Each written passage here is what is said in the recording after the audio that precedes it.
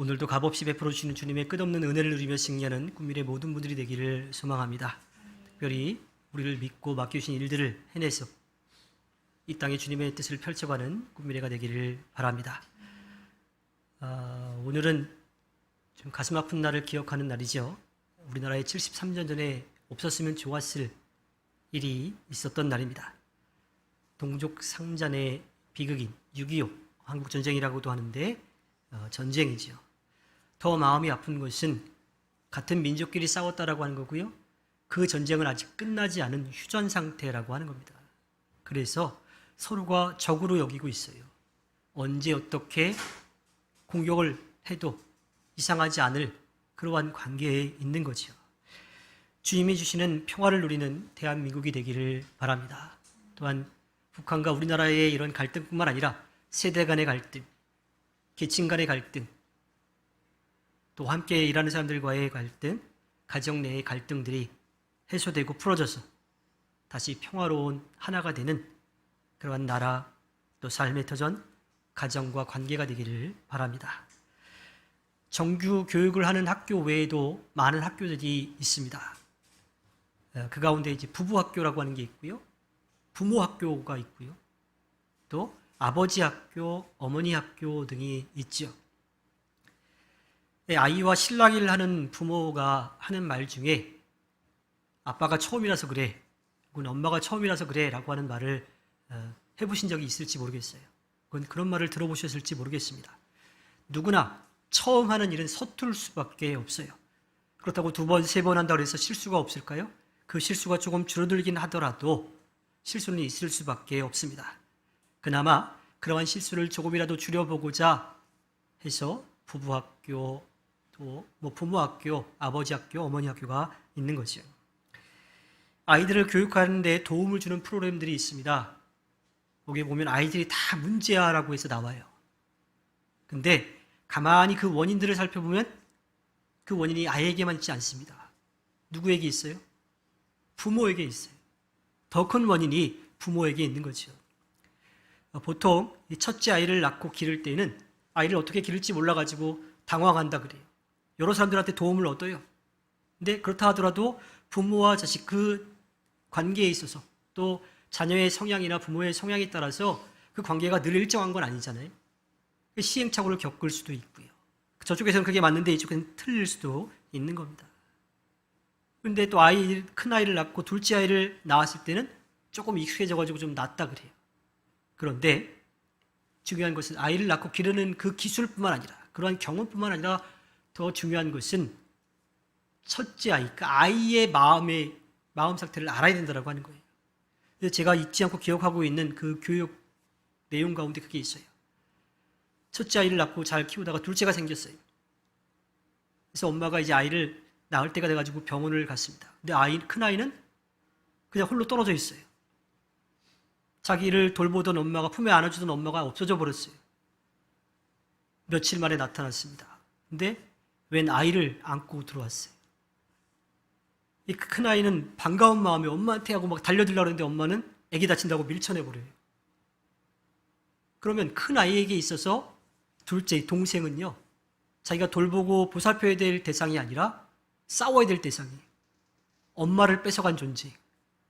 그러면서 큰 아이는 엄마와의 관계도 더러 틀어질 수밖에 없는 거죠. 그래서 그럴 때 엄마가 해야 될 행동은 둘째 아이를 갖는 아이를 다른 사람에게 잠깐 맡기고 큰 아이를 먼저 안아주고 보듬어줘야 된다고 하는 거예요. 그래야 그 큰 아이의 이 마음이 또 그 성향이 올바르게 자랄 수 있다고 하는 이야기를 들었습니다. 굉장히 중요한 이야기 같아요. 그냥 낳아서 기르는 것뿐만 아니라 그 아이의 마음도 알아서 헤아려서 그 아이가 바른 마음으로 가지고 살아나갈 수 있도록 길러주는 것, 그것이 부모가 또 해야 될 일인 거지요. 물론 그것이 정답일지 아닐지는 잘 모르겠지만 형제들 사이에서의 갈등을 줄여줄 수 있는 하나의 큰 요인이지 않을까 싶습니다. 오늘은 부모가 제 역할을 하지 못해서 생겨난 형제 간의 다툼의 한가운데 서 있는 요셉에 대한 이야기를 좀 해보려고 합니다. 창세기 37장 3절에 보면요, 이스라엘이라고 하는 것은 야곱의 새로운 이름인 거죠. 늙음하게 요셉을 얻었으므로 다른 아들들보다 요셉을 더 사랑하여서 그에게 화려한 옷을 지어서 입혔다. 자, 요셉은 야곱이 더 사랑한 라헬의 아들이었어요. 게다가 늦둥이에요. 저희 부모님은 좀 엄하신 편이었습니다. 그래서 제 형제에게도 엄하셨지만 명절에 사촌들이 모였을 때에도 호랑이였었어요. 그래서 잘못한 게 있으면 호되게 좀 이제 혼이 났었는데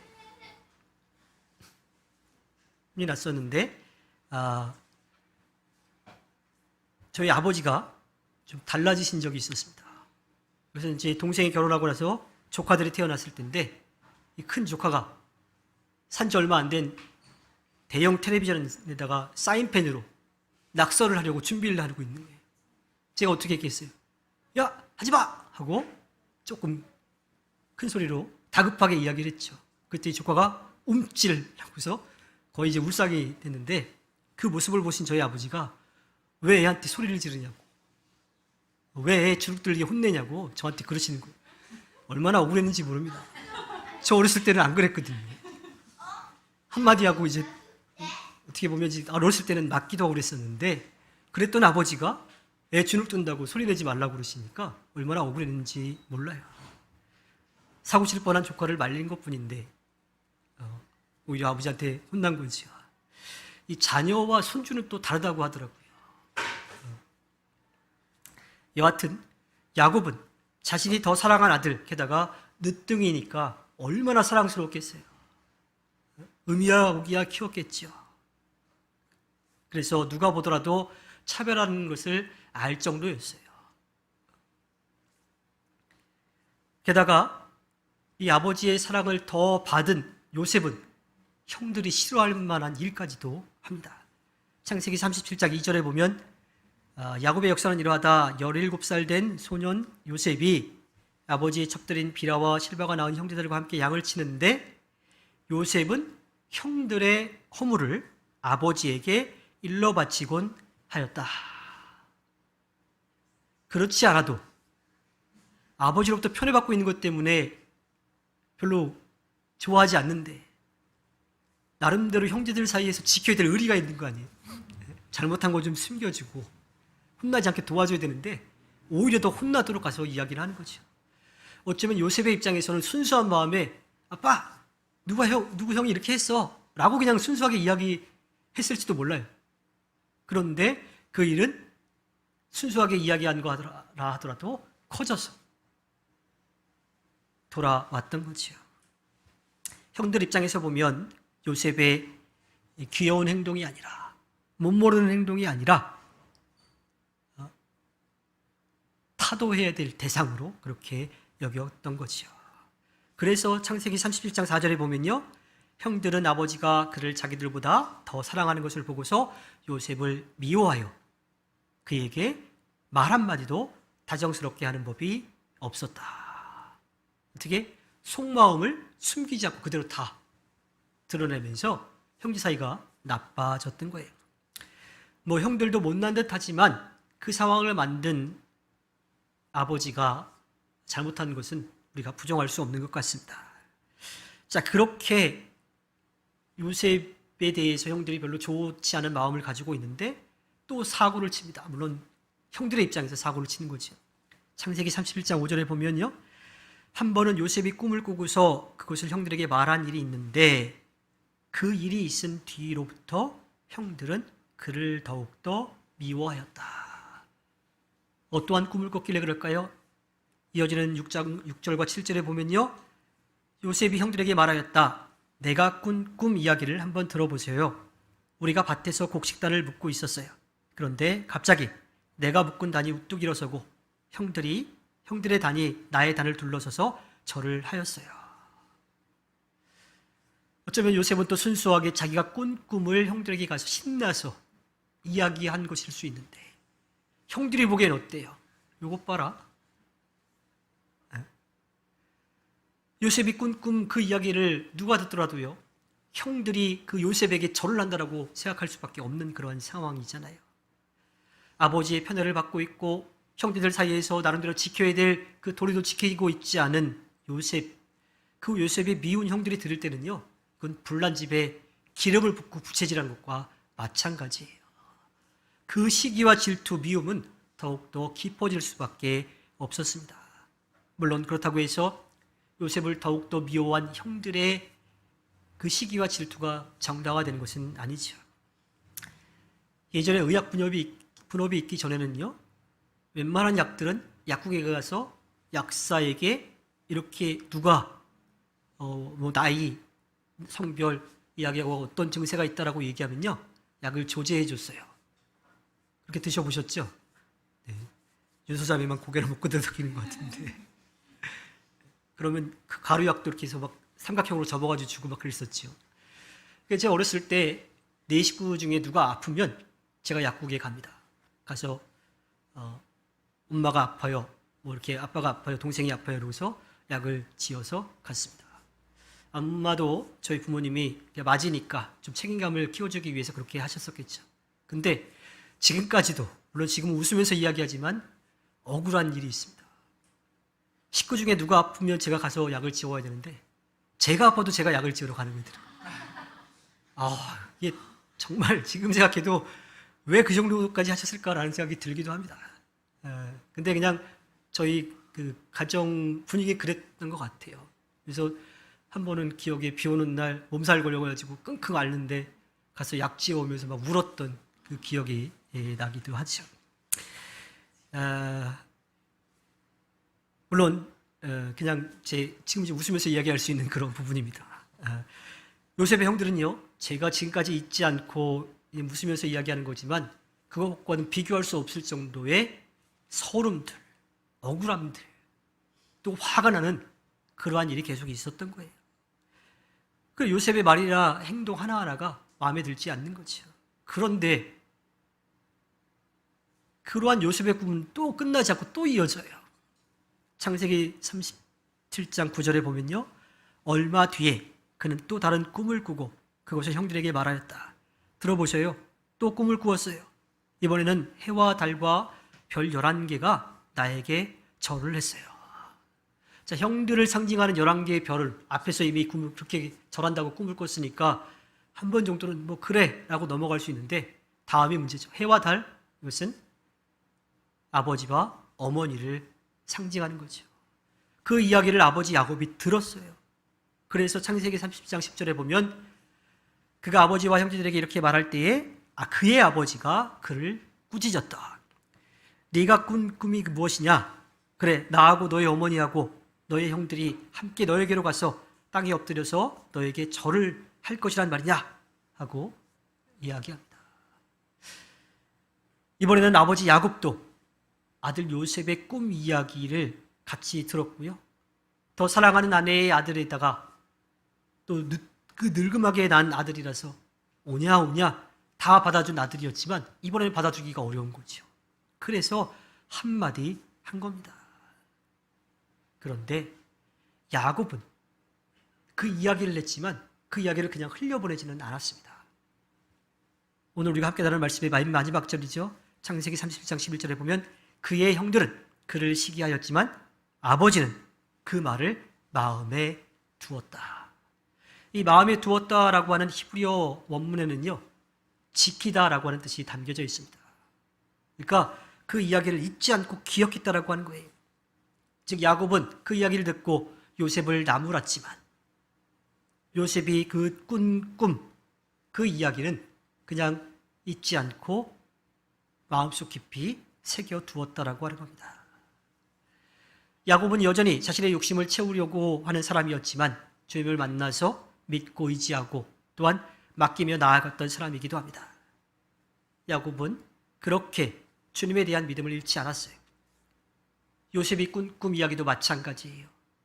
자신이 여태껏 경험한 주님이라면 요셉이 꿈꾸게 한 그 꿈도 그냥 지나치는 꿈이 아니라고 하는 것을 그는 알았던 거지요. 그래서 자신이 만난 주님이 요셉에게 그것도 2번씩이나 보여준 그런 이야기라고 하는 것을, 앞으로 기대해야 될 일들이라고 하는 것을 알았던 겁니다.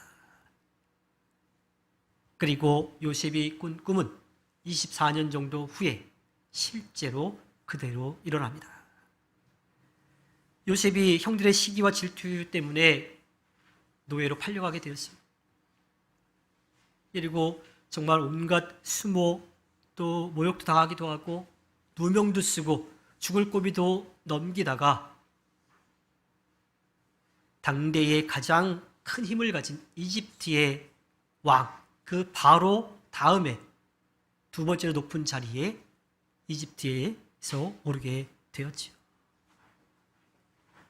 그리고 그때의 시기와 질투로 얼룩졌던 이 가족이, 형제들이 다시 이 관계를 회복하는 이야기가 펼쳐지게 됩니다. 이것은요, 한 사람만의 노력으로 이루어진 게 아니에요. 요셉만 형들을 용서했기 때문에 이루어진 게 아닙니다. 요셉의 그 꿈을 마음에 두었던 아버지 야곱의 믿음이, 기대가 있었던 거고, 또 요셉을 죽이려고 했던 그 형제들 가운데 르우벤이 목숨만은 건드리지 말자라고 해서 살려주는 그러한 마음이 있었기 때문에 이루어진 것들입니다.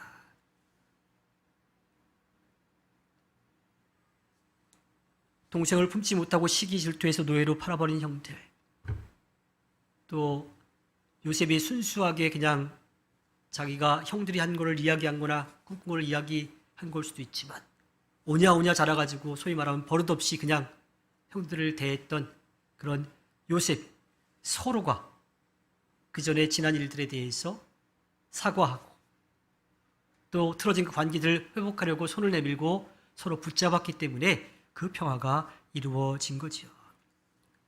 맹랑한 요셉의 꿈을 마음에 두었던 야곱과 그 꿈을 간직한 요셉, 그리고 요셉의 목숨을 챙긴 르우벤이 주님을 믿고 의지하며 맡겼기 때문에 주님이 보여주신 그 꿈, 그 기대와 소망이 이루어졌던 겁니다.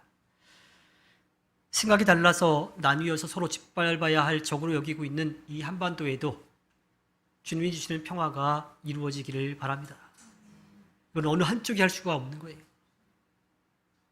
물론 양쪽에서는 서로 우리 쪽으로 해야 된다라고 하는 그런 마음들, 또 그런 말로 표현하겠지만요. 사실은 그 표현하는 말들 가운데 속마음과 다르게 표현되는 것들이 분명히 있을 거예요. 근데 어떤 이들은 그것을 정치적으로 이용하려고 합니다. 뭐 말 한마디만 가지면 꼬투리 잡고 자기에게 이로운 대로 바꾸려고 해요. 그러한 모습들이 주님이 주시는 평화 가운데 해소되고 또 풀어지고 다시 하나가 되기를 바랍니다. 자신들의 필요를 채우기 위해서 정치적으로 이용하려는 말이 아니라 솔직하게 속마음을 터놓고 함께 더불어 살아갈 수 있는 하나가 된 나라가 될 수 있도록 우리가 기도하고요. 또 우리가 할 수 있는 자리에서 제 역할을 감당해야 합니다. 그것이 요셉이 꾼 꿈을 마음에 두었던 야곱과 그것을 기대하고 소망했던 요셉, 그리고 그 요셉을 다른 형제들과 달리 생각했던 르우벤, 그들이 갖고 있었던 믿음과 기대 가운데 이루어진 겁니다. 모든 것을 아시고 모든 것을 하실 수 있는 주님은 우리를 사랑하셔서 언제나 우리 곁에서 함께하고 계십니다. 이런 모양 저런 모양으로 여러 가지 모양으로 우리를 빚어가고 계시죠. 그리고 우리와 함께할 테니 걱정하지 말고 함께 가자고 손을 내밀고 계십니다. 때로는 우리의 마음과 달리 말할 때도 있지만요, 우리를 사랑하시는 주님이 언제나 함께 하시며 도우시는 것을 믿고 나아가기를 바랍니다. 그리고 무엇보다도 갈라진 그 틈을 메우고 쌓은 담이 무너지고 그리고 필요한 것들을 서로 나누면서 주님이 주시는 평화를 누리는 우리의 삶이 되기를 바랍니다. 그 일을 감당하는 꿈밀의 모든 분들이 되기를 주님의 이름으로 부탁드립니다.